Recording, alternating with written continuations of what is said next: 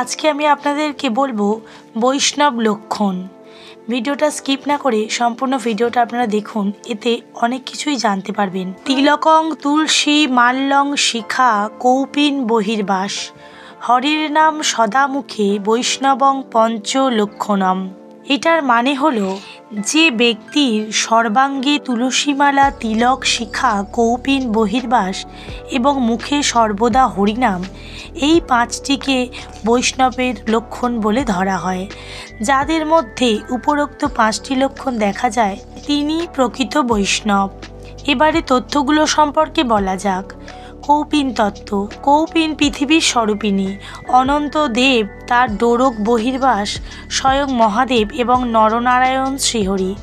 কৌপিনে 9 দেবতা, ব্রহ্মা, বিষ্ণু, রুদ্র অর্থাৎ মহাদেব, চন্দ্র, শুক্র, দেবগুরু, বৃহস্পতি, বাসুকী, পবন, দেব, অগ্নি, এই 9টি দেবতা কৌপিনে বাস করেন।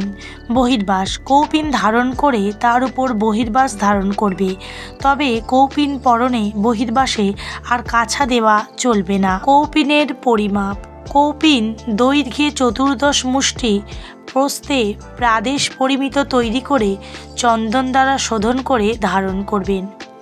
আমার ভিডিওটা আপনাদের কেমন লেগেছে? ভিডিওটা ভালো লাগলে আমার পাশে থাকবেন। ধন্যবাদ।